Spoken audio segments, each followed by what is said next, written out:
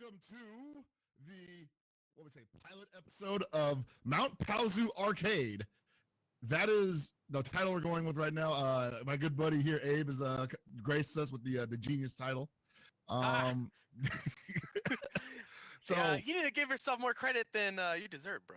I mean, I had some good names too, but really that one kind of stood out, and I'm kind of finding it hard to come up with something better than that. So that might end up sticking. We don't know. So true, yeah. Yeah, but anyway, before a lot of people are wondering like what exactly is this? So if you're like me, you've loved Dragon Ball since well, more or less it started. And you've been talking about it with your friends nonstop. You guys have had discussions with it in like high school, middle school, elementary school, yeah. And you got damn near scientific with the shit, right? Like the damn thing was just like you knew the lore, you knew the history, and you knew some of the physics behind whatever the hell's going on in that show. And basically what this show is just like a condensed version of all that, where we discuss the series, and more importantly, we discuss the games, because the games are pretty huge. And I think those need a little bit more attention, or just any attention. Any attention is good enough. So that's our goal here, is to bring that kind of feeling to the people who are either watching the show or playing the games. And with the new game Dragon Ball FighterZ coming out, there's going to be a blending of those two. Obviously, we're going to have FGC people, we're going to have Dragon Ball fans, or just straight up anime fans, and they're going to be coming together possibly, and we want to make them feel as comfortable as possible, as sort of like bridging the gap here with that. So that's what we're doing here. Definitely been I feel like a long time coming. I mean, we always have some type of discussion on Dragon Ball, period. I don't think there's a day that goes by that you don't make some type of metaphor to life using Dragon Ball.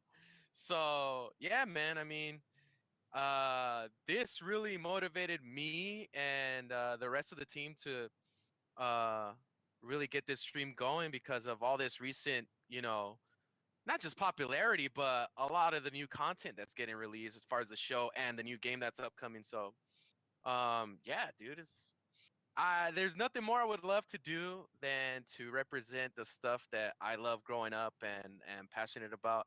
And I know that goes the same 1,000% for Hell Pockets, man. So.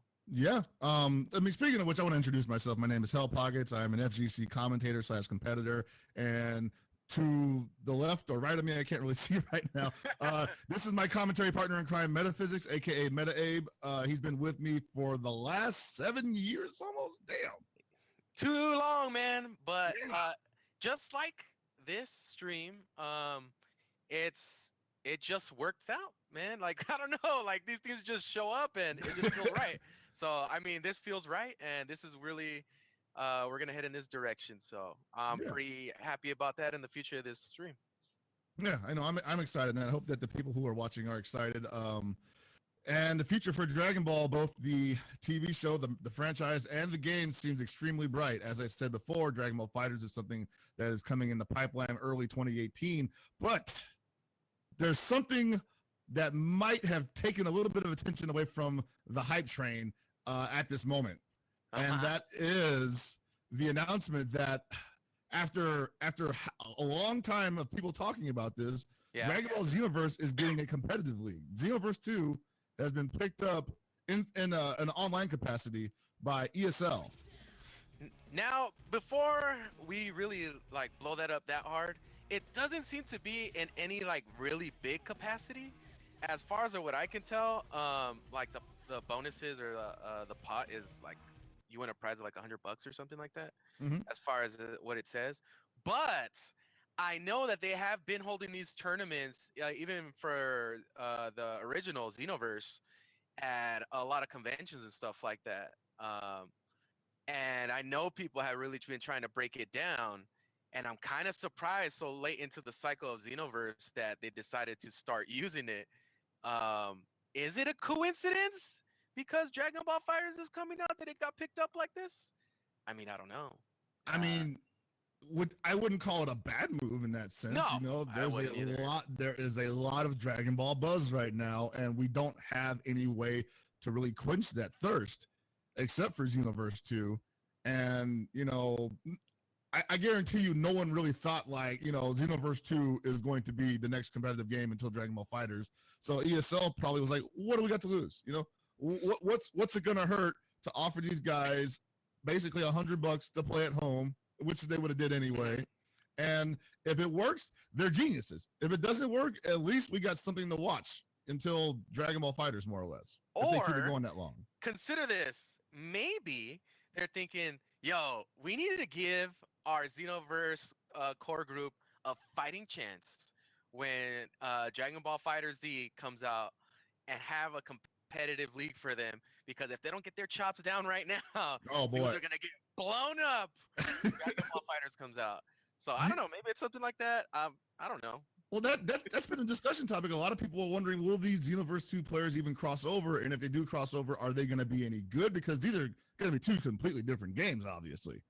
And and the Xenoverse 2 players are not people who are just like, yeah, I play Xenoverse 2, it's whatever. These guys are hardcore. They're opinionated. They think they're, kind of the shit. At least their game is, So they're going to take it seriously if given the opportunity, I think. I'll just say this on the front of Xenoverse 2. There are aspects of that kind of do work in a fighting game sense, but I feel like that game, like nothing is very consistent. Like there's nothing that's really solid about the way the mechanics in the game works out. It feels a little like something works like 85% of the time when it should work at least 99%. Yeah, it's not as polished as a true fighter, and I don't think it was meant to be taken that way, and that's kind of the problem, right? It's definitely not the same thing as like a Smash game where you can make that work. But they're gonna try, who knows? Maybe this could segue into a more competitive Xenoverse 3 when that comes out. They could live side by side. Who knows? That would be kind of cool because a lot of people have been asking for a home port for Zenkai Battle Royale, which is like in the same vein of those Gundam Versus game, and that's definitely got a competitive scene behind it. It's a little more put together for that. So maybe Xenoverse 3 could be that that gap bridging game that brings that style of Dragon Ball game to the competitive arena, and it can still coexist with Dragon Ball FighterZ because it's a totally different school of thought, more or less. Not that they can't cross over in a term of player base, but you can totally make those guys can totally live side by side and coexist. But that's pretty much all I wanted to say about that, I guess, unless you got any other thoughts. I'm excited. I want to see what happens. Damn, dude, I don't know. I kind of considered like trying to enter these things. Because you were playing for a second, right? Yeah, I was. and actually, I'm pretty excited of the fact, I know you kind of commented on this, but I'm pretty excited on the fact that there's going to be no custom characters, which means that there's probably not going to be a lot of variety in characters being played. But at least we can break down the gameplay in a competitive way to where it be more consistent. Let me tell you something, man. I don't know if you've seen these custom characters, but they're broke as fuck. Dude, but that's like the best part. You're gonna have a Namekian doing like a Super Dragon Fist. I just saw a video of a Namekian the size of a fucking great ape, and I was like, this is great. Why can't I play this character in competitive mode? What's wrong with that? Yeah, so see, it's just like exactly what you're talking about. I think this game can exist on its own, alongside Dragon Ball FighterZ. Dragon Ball is a huge property, and it crosses, I don't know, like the whole fucking planet. I think everybody has a sub for Dragon Ball. Man. But yeah, that's what I have to say about that, and I do look forward to seeing how that plays out and see if any like competitive forums or anything comes up out of this competitive online tournament thing for Xenoverse 2. And like you said, it may just draw attention to the scene that was already there that not maybe that many eyes were on. But all eyes are on Dragon Ball FighterZ. Like exactly everybody's eyes. It is phenomenal. It is gigantic. If you watch Super Desperation Radio last Monday on twitch.tv/TeamSpooky, we tried to talk about this for a second because we haven't had a chance to wax philosophic to predictions, to just go ape over it. And like I just can't, like, I've never seen the amount of sustained hype for a game quite like Dragon Ball FighterZ, Like usually hype is like up here for the first couple of days and then it slowly tapers off and maybe something like brings it up a little bit, but then eventually people start just like treating it like the rest of the gamer news cycle. But it almost seems like every time something is new is mentioned about Dragon Ball FighterZ, that shit skyrockets again. Like it's just like all the way to the top every time. This. Yeah, so I really think as far as Dragon Ball Fighters goes, it's like you're talking about the hype for it. It's they've done nothing wrong. Everything they do hits perfectly as far as like interviews go and the way they design their trailers, the way they've been releasing their screenshots also. Um, we have to expect that at least this Saturday is Anime Expo, right? Yeah. And then the trunk screenshot got released what last weekend or something like that. Um, that the news is right around the corner. Wasn't there something about that on that they said they were going to release in a magazine or something like that? So there was a magazine release Oh yeah, recently you're right. that it showed Future Trunks being the newest unveiled character, which was something that I believe we hinted at back at E3 when they had the interviewer talking to Tomoko-san, Yeah. and she was talking about how characters in Dragon Ball didn't use weapons, and then the interviewer brought up Future Trunks, and then they said they couldn't comment on whether or not Future Trunks would use a sword in this game or not. So it was Yeah. pretty much guaranteed he was going to be in. And I mean, big surprise, right? It's Future Trunks in a Dragon Ball game. Come on. Look, I'll tell you what. Like, no, of course Trunks is gonna be in the game, but kind of like we were talking in our own, is it was very debatable as to what version. There's so many versions of Trunks, right? Yes, there are. There are at least. I mean, with the recent Super series, I guess now there's like 5. I would say the main ones are his first initial appearance. Um, Kid version, yeah, kid version. GT version. I don't think they'd use that. I don't think they would either, but I've been surprised before. You know what? To be honest with you, I lose a little bit of respect for them if they use any GT characters in this game. In the first release, in the first initial release, I agree. This is why I like how ArcSys plays it real tight. As far as like, they're very much a quality over quantity. As far as I've seen, is like Guilty Gear. I can't speak to like Blaze Blue, but they seem to follow the similar uh, frame of mind, and I like that more or less. They're crafting it in a way of how they can be the most unique, you know. So there's not a lot of people that fight with weapons in Dragon Ball, right? And it seems as though they're gonna make that a big deal with Trunks. So I really appreciate that. Now, the thing about that is interesting that up until I want to say Dragon Ball, Budokai, probably all 3, I don't know. Trunks actually never really did fight with a sword in the fighting games. He always fought with hands and feet. That's true. Up all the entire Super Butoden series, and I don't even think he was in Hyper Dimension unless you count him as half a Gotenks. He fought with his hands and feet. And in the TV series, he fights mainly with his fists. He doesn't use his sword because it gets broken pretty much day one. So the sword aspect to that has been something that they've been using to make him extremely unique, and they haven't quite always captured it entirely. There's definitely been an attempt to use it, like I said, in the Budokai series and the Sparking series, but they've never actually made it like he is primarily sword techniques. So maybe that's something they're doing now, and it's ArcSys, and we know they do swords right. I mean, dude, just in the arc for Super itself, they've really put the sword at the forefront. It's been a very useful thing, at least, or a very useful vehicle to separate him from the rest of the cast, right? Yes. They made it a pretty big deal as far as like making his sword like some super god sword or some shit. Yeah, like it never broke, and I'm like, you see it in the games, and you're like, wow, this sword's actually pretty useful, and then you like wonder why he doesn't use it in the TV series, and like, oh, it literally broke already. Yeah. And he just didn't get it back. But definitely, like we were talking about the uniqueness of the characters, that makes me think of how much more I'm gonna appreciate the rest of the cast that they're gonna end up putting in, right? They gotta put in Piccolo, right? I'm a big fan of Piccolo. Maybe not so much his fighting style, but I like the character. Well, the Piccolo fighting style in the fighting games has always been a little bit more creative than like the standard characters because he's got the stretchy limbs. He's got some techniques that are like not straight up, I'm going to just blow you up. He's got the Hellzone grenade shit where he just, surrounds you and shit. And then you basically kill yourself because you flinched or something. It's just constantly like, different ideas are tried out with him, I believe. In Super Butoden 2, he actually had a move that would instantly stun you. And I thought that was great. I was like, dude, like, I don't even know what move that is because he definitely doesn't have that in the series, but they gave it to him anyway, and it was a good idea. So hopefully they do cool stuff like that with Piccolo. Another character I'm hoping they bring out that's a little more unique, I think, is Kid Buu. Kid Buu's a unique character.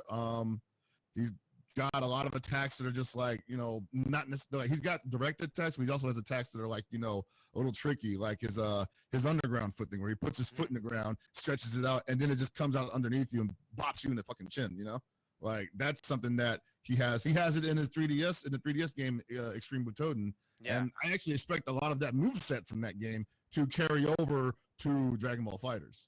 So all right. I'll pose this question to you, right? Who do you really want in the game that has a very slim chance of getting into the game?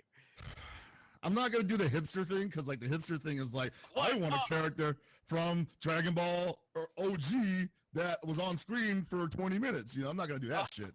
Okay, so where are we gonna go with this? I want to say a slim chance, but could still fit in the roster as a character. Yeah.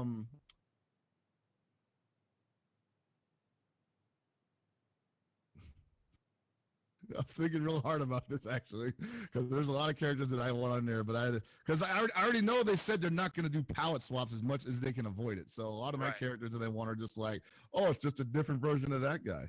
But the character I want in there is Tapion, because dude, screw you, man. That was my pick. That was your pick. I do it. All right. I'm gonna pick another one. I don't want to rip your shit off. So all right. So my real pick, and this is kind of hipster, and I definitely mentioned this in the YouTube video earlier, but I do want Akuman to appear in a Dragon Ball fighting game because this guy's special skill was literally the most broken shit in Dragon Ball history. Like basically, if you had evil in your heart, like even just a little bit, like you had a bad thought in the morning because your neighbor parked too far over the fucking driveway line, he could magnify that shit until your heart exploded. All right. Break it down for us people that aren't fucking so into the lore. Where does this character appear? This character appears in the original, like the OG Dragon Ball series. I won't go too much in depth about that because it's just like, he's a string of many villains in that series, they're all great. You got General Blue, you got pretty much everybody in the Red Ribbon Army. You got the original Android.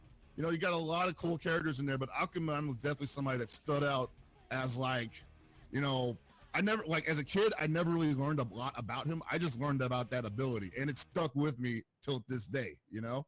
Like, damn, wow, that was pretty fucking hipster. You literally just say you were gonna go you wouldn't let me pick the other pick, and I'm like, fine, I'm fucking Dragon Ball hipster, fucking patient zero. Let's go with that. I mean, just be you, bro. It's cool. We all know you. I'm totally fine. You're the fanboy. It's all good. I'm totally fine with it. Yeah, so well, since you feel my sentiment on Tapion, I mean, I just, I'm the type of dude that really just likes, I'm a sucker for aesthetics. Like I know we had this big ass discussion in the past few weeks as far as games, the way that they look and how much they affect the overall experience, right? I'm definitely the one on the fence that are the side of the fence where it's like they matter a lot to me, right? Go figure though. I play KOF 14 as my main game, but yeah. So I just really like the aesthetic of Tapion. I don't care if you guys tell me that he's a straight up ripoff of Zelda, but not even fucking dope. He's fucking dope. I don't care what you say. It's fucking Chrono. Shit, Chrono could be. That's my pick. Chrono. He's kind of like a Saiyan, right? But no, you're right. That's actually a pretty good pick. And like the reason why I like the idea of Tapion being in this game was because they kind of dogged your boy out in the movie. Let's face it. Yeah, dude. Like what the fuck? Like he didn't do shit. And I feel now with the step. Say here's my dream. Um, that they somehow make him work in the main storyline. That he somehow becomes canon. Cause God, what a waste of a great design he is to just keep him in the cinematic universe. I agree, man. I agree. Like, but the thing is, like, when you start doing stuff like that, you open the door to a lot of cinematic universe characters that would kind of fit in the canon universe. Mhm. Broly would fit in the canon universe. Clearly, they literally just set it up for him already. They like. I mean, I know it's not the segment time yet, but Yeah. Broly appears. Well, first of all, Broly is probably going to appear in Dragon Ball FighterZ, and Oh, definitely. Like, yeah, definitely gonna be. he's. It's weird that um a non-canon character has become. He's probably the only one, right? He is the only one. That He's like crosses over like that so hard because he has multiple constantly. movies. Yeah, the only other character I know that made it from a movie to a fighting game that was strictly canon characters was BoJack in Super Butoden 2. Mm. Um, Um. up until then, like up until they started making these gigantic rosters where they were just like, we need to include every Dragon Ball character ever created. Yeah. Those were the only two cinematic universe characters that were getting into fighting games. Oh man, I see a lot of people. The requests that they're trying to make. I just don't think it's gonna happen. Not for Dragon Ball Fighters. I don't think we're gonna get a lot of like the fusions in there. Unless, Yeah. like here's something I do see. I could see like a Gotenks. I could see So that happening. Gotenks was in Extreme Butoden 3, so I Yeah, think instead of making models for Goten and Trunks, because they would have to put one of them in, most yeah, likely, they could just make Gotenks and just say, hey, this is the only fusion you get because we are not fusing Vegeta and Goku into Vegito or Gogeta. yeah, And so far, Gogeta's only appeared in Ultimate Battle 22 and Shin Butoden, and Vegito's only appeared in Hyper Dimension and Final Bout. And yeah, I don't count Budokai or anything because they just had everybody in there. yeah. I definitely think the direction of the game that they're going in, they don't want to do that.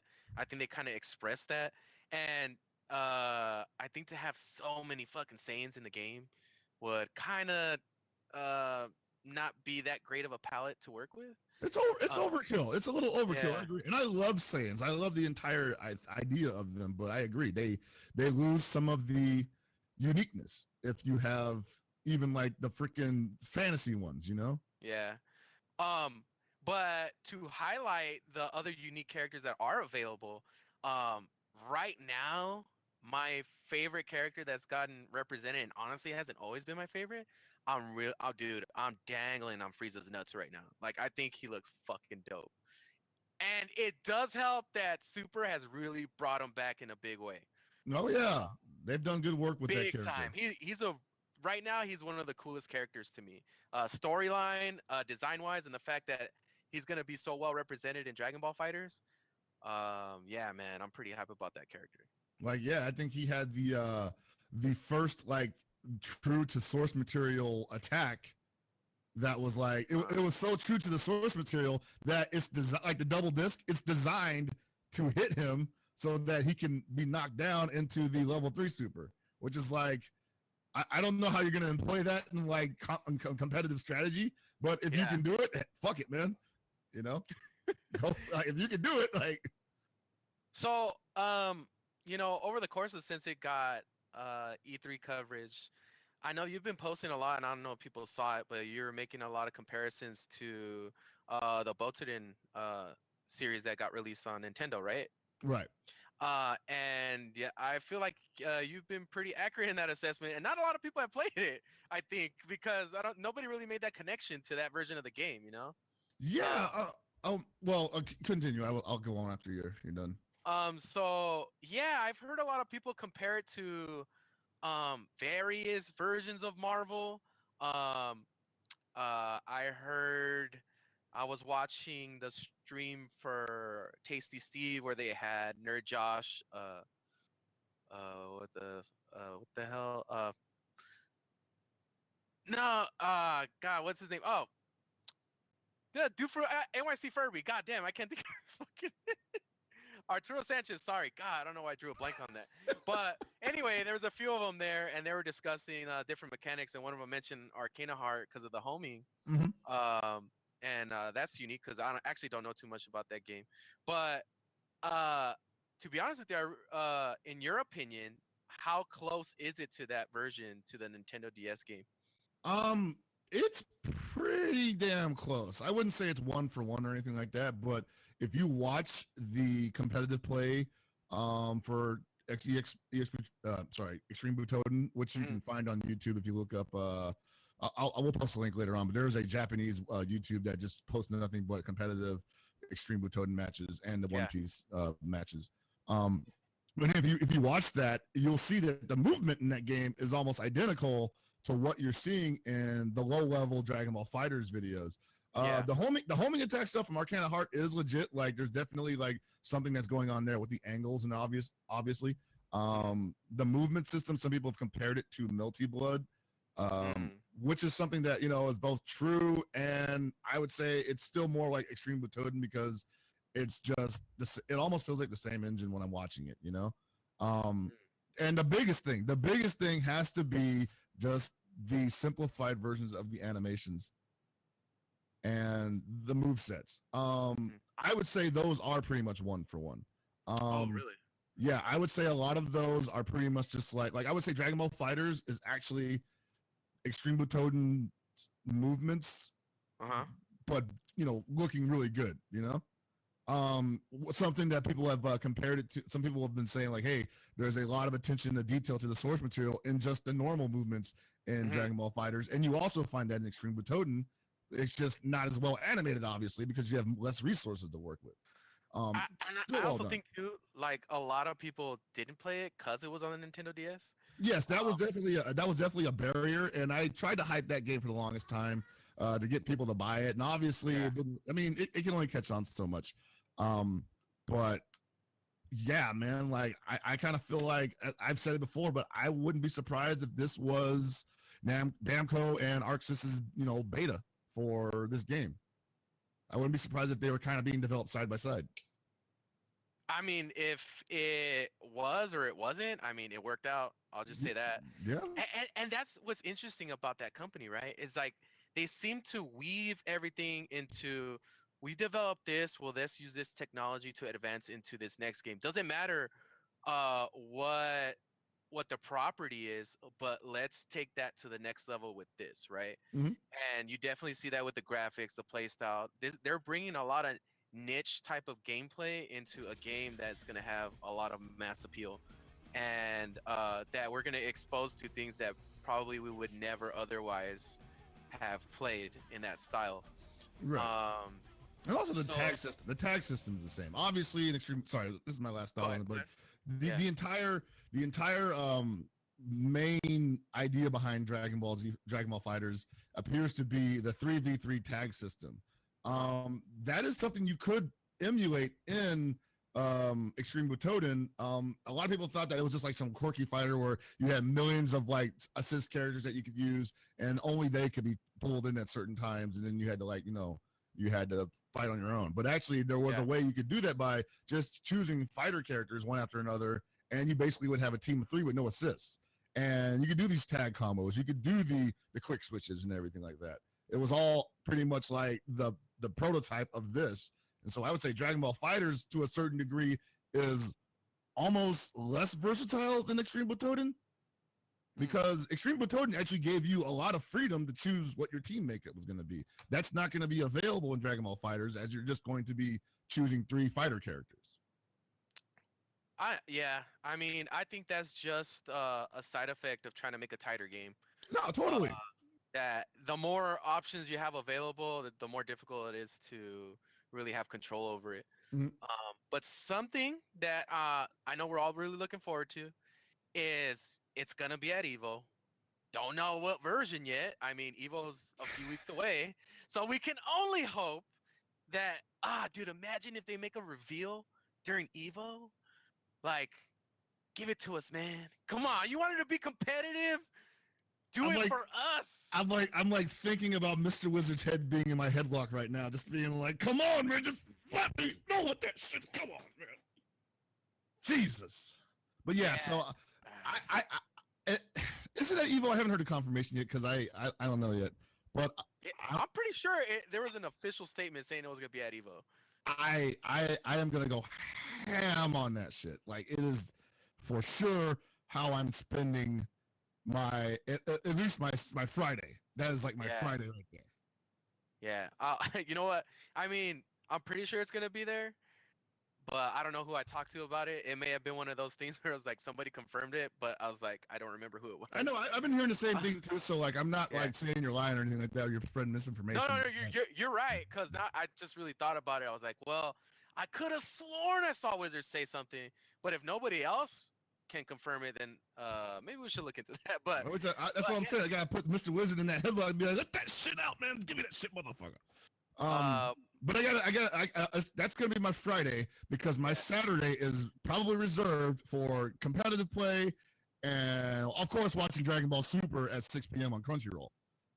New episode coming out this Saturday, so I'm gonna have to spend some time in the room and for sure, continue the amazing plot development that has occurred in the previous episode, I believe it's 59, 69. Yeah, that's right, man. I mean, all right, in case you guys didn't know, Hell Pockets has already got a YouTube video up. He's been doing every week. He's got a reaction video. He's got one set up for last week. And this is pretty much to complement that. We're going to lead into that for this Saturday. So right now, what we're going to do is a bunch of little bit more detailed speculation and breakdown as far as what's going on with Super, Yeah. So there's going to be some spoilers. Sorry if anybody hasn't caught up yet. There's going to be a few spoilers here. We got some photos up to go along with it. So if you didn't see the last week's episode, go watch it. It's great. A lot of people called it slow and not a lot happened, but if you actually pay attention, a lot of stuff does happen. We get a lot of exposition in this episode. Exposition, I would totally agree. As far as actual action, no. But not a lot. You get some cool action. There was actually that sequence between the three war gods in the beginning. That was pretty sick. They were literally just doing that shit for the hell of it. And I was like, yeah, let's go, man. I'll tell you what, man. They got a lot more skill at putting filler into the series. That was a pretty quality filler episode as far as those actions go. And kind of show off, I guess what they're trying to do is really show off how strong these gods are and how ineffective what's-his-face was at building the arena. The freaking ring. Spent how long building that ring, and they blew it up in less than 3 minutes. Yeah, well, he must be like, you sons of bitches. You break it, you build it again.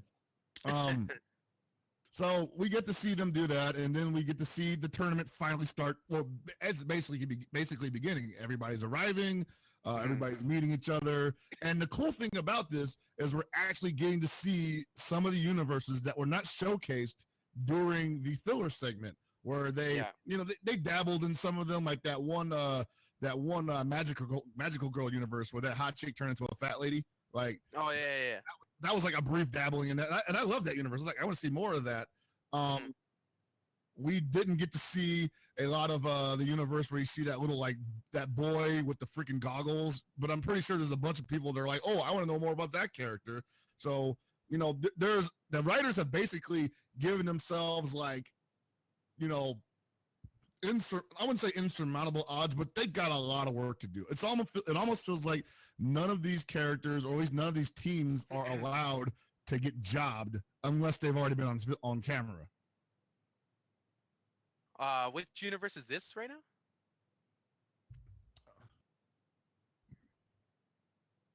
Oh, you know what? Actually, Chris, you were kind of making the comparison to Chrono Trigger on this one, weren't you? Yeah, so I like this one because the robot that you see sort of to the corner next to that big green robot looks just like Gato from Chrono Trigger, which is, I'm sure it's not on accident entirely, but when I saw that, I was just like, is that fucking Gato?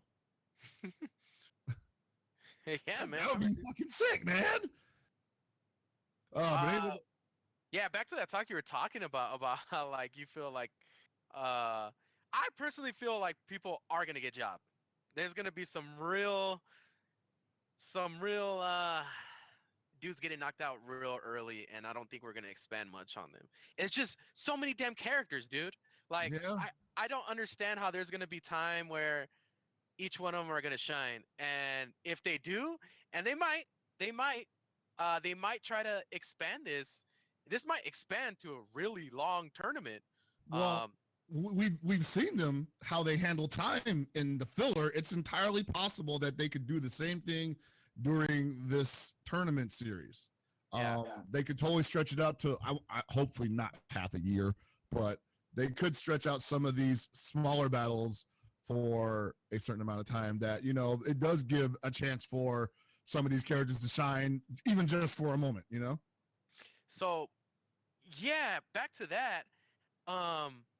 Something I really wanted to talk about is how Frieza is gonna work with this universe that we have on screen right now, since he's planning on teaming up with, I believe his name is Frost. Um, yeah, cause I forget how. Oh, cause there was a DLC released and it had his name on there, and I guess his name was Frost. Yeah. Um, but yeah, I don't know, man. I'm That's why I feel like Frieza right now is the most interesting character, mostly because he blows up everything. He gives the whole series a new angle, right? Because now it's not just about winning the tournament and surviving and trying to come up with the best team possible. Now it's like you got to deal with this unique dynamic of having this dude that pretty much try to destroy their universe altogether, or the Saiyan race, and Mm-hmm. a supremely evil being on their team, and how does that work with the dynamic of their team and with the nature of that character? Um, I it's for sure like one of those things where the show really shines when they do stuff like this. Yeah. When they take these characters that may not have gotten much of a chance to be expanded upon and given much meat to their story, and then just basically perform, fan-written love letters to the character. When Frieza was definitely one of the most iconic villains of Dragon Ball, for sure. Yeah. But there was nothing known about the guy outside of the fact that he had a dad named Cold and a brother named Cooler in the cinematic universe. Like there's just very little known about him. And so the movie and the series have done like things that have made this guy, I won't say relatable, but Yeah. it really made people decide why they liked him. Before it was just like I just like Frieza because he's a badass and he made Goku go Super Saiyan and he killed Vegeta. There's like a bunch of reasons why you can like him because he's cool, but they actually make him likable as a character. Don't you think that they're kind of doing the whole thing that they did that was super effective with Vegeta, Yes. where it was like the villain turned into kind of like villain slash not necessarily hero, but he has his own unique he's driven in his own unique way that necessarily is kind of parallel to everybody else, but not necessarily on the same team, Right. like ulterior motives. They always have ulterior motives. And that's actually a theme in Dragon Ball. We saw that happen with for a brief moment, Tenshin Han, Yamcha even. Oh, dude, literally almost all the characters. Like, almost all the characters Piccolo, were built like. Piccolo's huge. That's another one. Like, he literally existed to kill Goku, and he was like, I still hate him, but I need him for self-preservation. One thing I don't want to see though is I want him to still remain a fucking maniac. I still want him to be super fucking evil. I don't want him to cross over like, hey, you know what, guys? You're not so bad. So yeah, I just don't see that happening with Frieza. I see Frieza just becoming like, I think he's literally going to do what he said he was going to do. He said, after we win this tournament, you're going to revive me, and I'm going to rebuild my army, and I'm going to take over the universe again. And maybe the arc after this is them trying to stop that shit because Goku had to keep a promise, I can't wait to see the "you're about to get fucked over by Frieza" episode. That is eventually going to happen. So I have two theories about how this is going to end, because first of all, I want to say this arc is impossible to end clean. This will not be a clean ending. This arc is not going to finish with one of the universes winning and all the other universes getting wiped out. I don't know if any of the universes are going to get wiped out on the time. That's something else I'm interested in seeing. I don't know if they're going to actually erase them, because who gets erased? What if Shampa's universe gets erased? Like, there's actually some likable characters from that. I don't see that happening, by the way. Obviously, Universe 11 is not going to get erased. They might erase the dog universe. Those guys seem like they deserve it. They seem like they deserve that shit. So that might actually happen.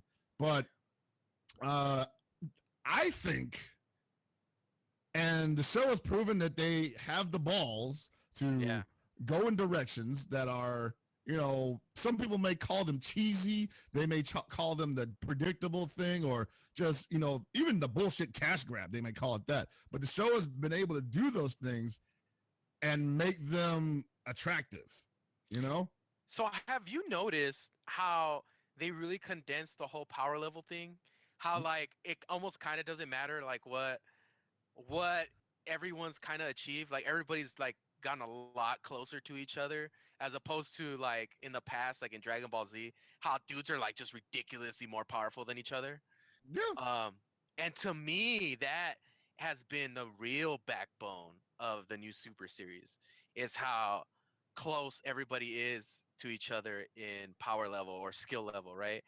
And the fact that they're doing this tournament in that it's more about teamwork and less about your abilities to kill somebody, that really opens up the possibilities, and that's what I'm really excited for, and is going to give opportunity for most characters that probably wouldn't get shit done in the series otherwise, to really have a big effect. Yeah, and I think that's going to be like the linchpin of keeping a lot of these characters relevant is, obviously, no matter how much he trains, Krillin will never be on Vegeta's level without some massive fucking like artificial, power boost. But he might be able to outthink him, and that's been proven by his ability to outthink Gohan, Right. and then defeat him in a mock battle of that. Yeah, those have been my favorite part leading up to this, as far as like, I know you're a big Gohan fan, or not. I don't know. It seemed like you are. I like him, but he's not my favorite character. I guess you really haven't been selling me on your favorite character, dude. I don't believe you. We don't have enough time for me to explain why I like Vegeta the most. Okay. I'll just say this. I think it's cool that Gohan is coming back into form, right? Into fighting shape, and that it didn't take some fucking 20 episode long arc to get him up to snuff. That he just really rose to the occasion pretty quickly, which is cool. I don't care that it's very unlikely that it happened. Like, I'm sold. Yeah, I bought it. I'll buy into it. I'll buy it. I don't think the Dragon Ball ethos are so set in stone that you can't believe that Krillin is a threat in a fight like this. Yeah. Like, they literally set this up so he could do damage. So I see this kind of stuff, and I'm like, you know what, man? Like, you finally gave him something to do, and you actually provided Goku with something that he may not be able to accomplish by himself. So good. That is good writing. You took a character who has been written in one way for how long? Like over 20 years. And you made him like helpless to his least likely rival. So compared to the rest of the cast, I really feel, and I feel it's intentional, they really kind of been taking away the focus from Vegeta, because I think some shit's about to go down, bro. Maybe? You don't think so? You think he's really getting downplayed that hard, like, by coincidence? Here's the thing that I think could happen. I think for one thing, they did mention that after, I believe it was the Future Trunks arc, that he had taken a break from training. He was no longer as active as he once was, and then he had to go to hyperbolic time chamber for a year and probably regain his old strength, plus probably some new shit. But like you said, I don't know what it is. I'm not saying that something's not about to go down with him. I don't know if it's like I'm about to surpass Goku for real going down. Mm-hmm. That might be it, because he's already pretty close to being the strongest character in Universe 6. or is it 7? I don't know. Considering 7. the way the character is, in the past, he's always been a dude that holds his cards close to his chest. Yeah. Uh, He gets a little and emotional around Frieza though, man. That's like he fucking like almost loses it. yeah, but you know what? He's really had some shining moments in the series lately where he's been able to turn around those like I get so mad that I'm weak moments and he just implodes, right? He's been Right. able to really hold it down. And he showed that in the Future Trunks part of Super.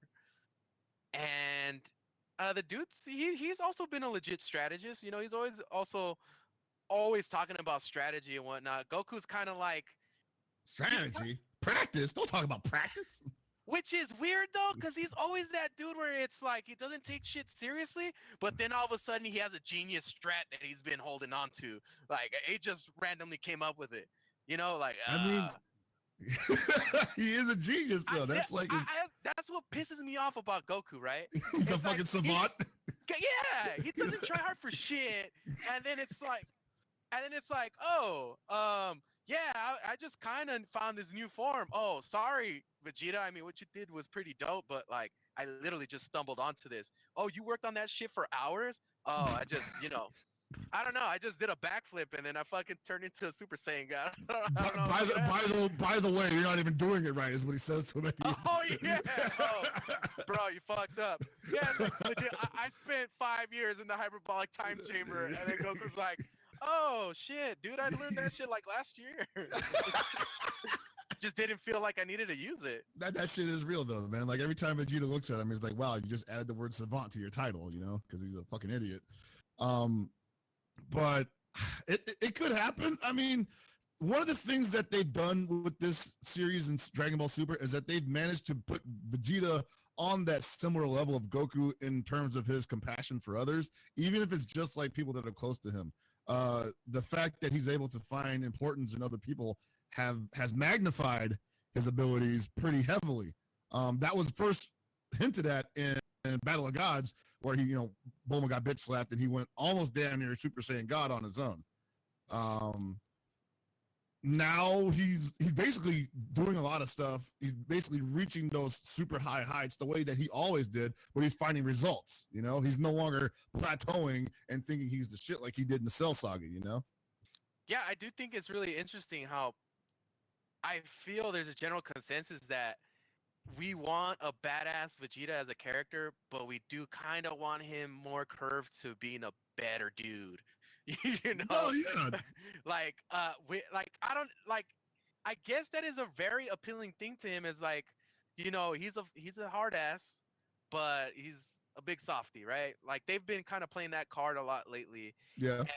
And lately his character has been brushed over with a lot more nuance than a lot of the other characters. Definitely. Right? He's not so straightforward anymore. Like there's a lot of things that are kind of like not at the surface that I feel they would eventually tap into at some point in this series, if not during this tournament, afterwards. Like they're definitely setting this up. And if you really think about it, like what has been the backbone of all of Super so far?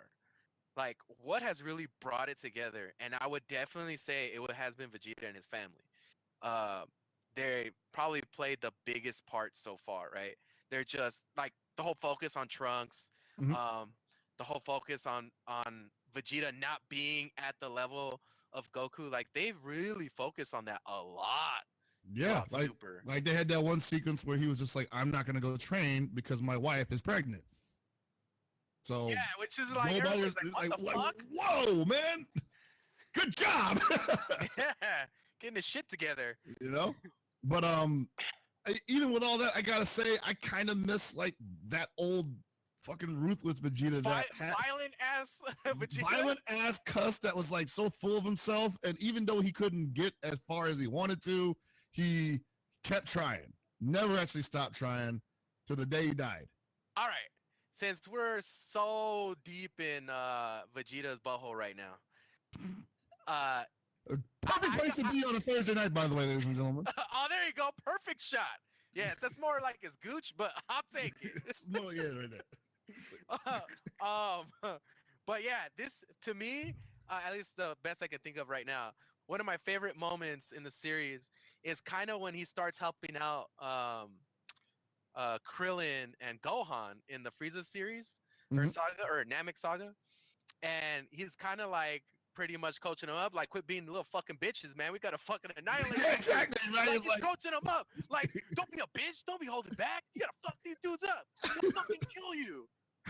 that's what he told Goku. He was telling him about the Ginyu Force. He's all like, when he killed those dudes, and Goku's like, hey man, like they were already down. What are you doing? He's like, man, Yeah. are you kidding me? Like they just tried to kill your son.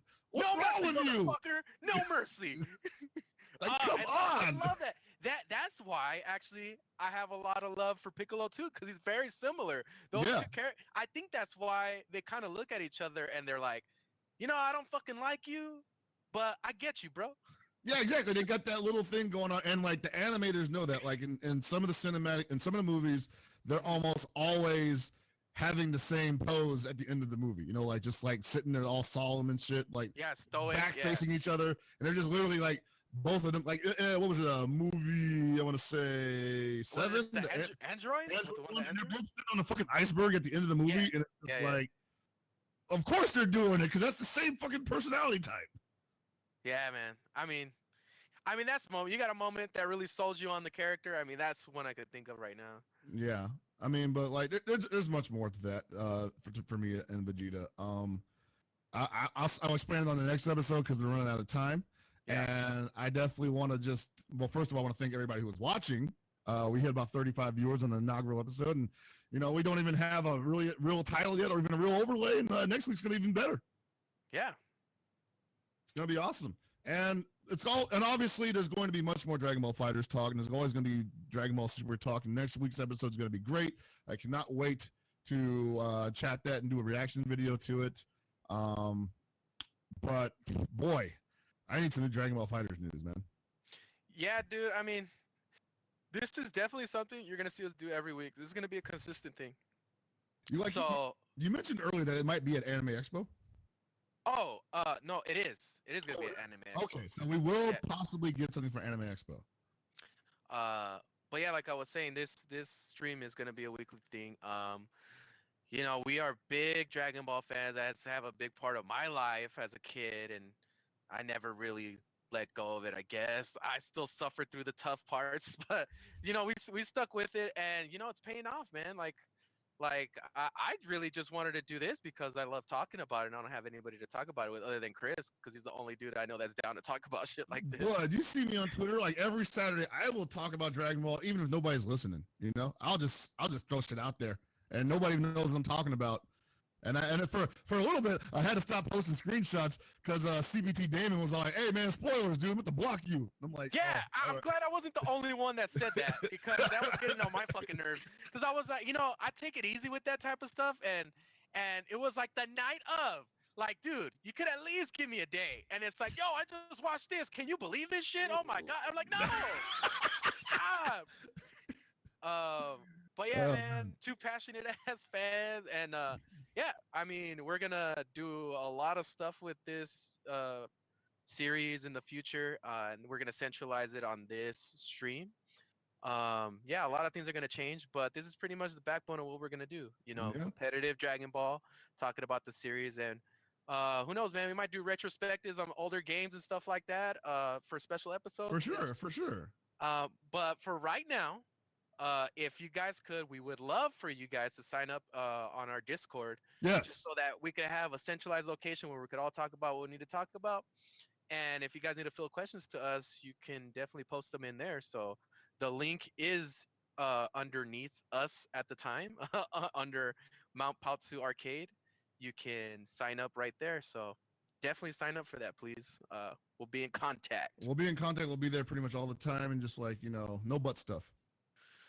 Unless it's Vegeta's butt, because culo. Yeah, man. The gooch shots. The Save goose 'em. shots, man. Post them. That leg was so funny, man. That dude's got like a flat booty. Yeah, but You got anything else to say, Chris? Let's see. Well, I'm just happy that Dragon Ball is going to be picking up some major steam this year and next year. Obviously, with the release of FighterZ, it's going to be monumental. A lot of people have been saying, this is the game that we've always wanted, and I gotta agree with them. This is the game that we've always wanted. Some people are on the fence on whether or not it'll be good or not. There's been some discussion in the Xenoverse community on whether or not it's even worth thinking about, because it's not Xenoverse 3, which is fucking weird to me, because I'm like, Xenoverse 2 just fucking came out. Why would you need 3 already? They just literally released DLC for that game. Stop tripping. It's still feeding you. Like, come on, it's fine. You're on ESL now. Buck up, buddy.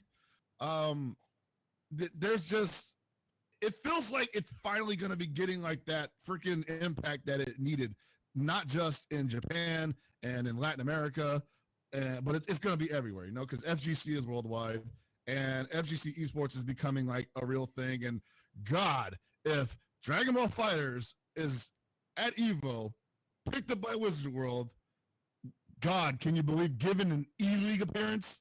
Like, Jesus Christ, man. It could be huge. And I've said it before, and I'll say it again, and I will stand by these words. It is going to be the biggest fighting game of our generation. I can't wait to see it at EVO. And I'm talking about next year at the big stage. Man. That is the goal. So who's calling those matches, though, in top 8? Who's calling those matches in top 8? I just got to say, your boy and Hell Pockets, we will be campaigning. Official announce. I am a Dragon Ball guy. Metaphysics is a Dragon Ball guy. Vote for us 2018. Yeah, but like I said, we'll be around, and hopefully you guys are going to EVO, and we'll see you there. We'll fuck up some Dragon Ball fighters, man. We in there. Shit, man. But yeah, I guess we've come to the end of our show. Hold on. Reiki Keto, friend of the Goons, Goon Nation, has just posted a link in the chat to a Mr. Wizard tweet that says, big news coming down the pipe tomorrow.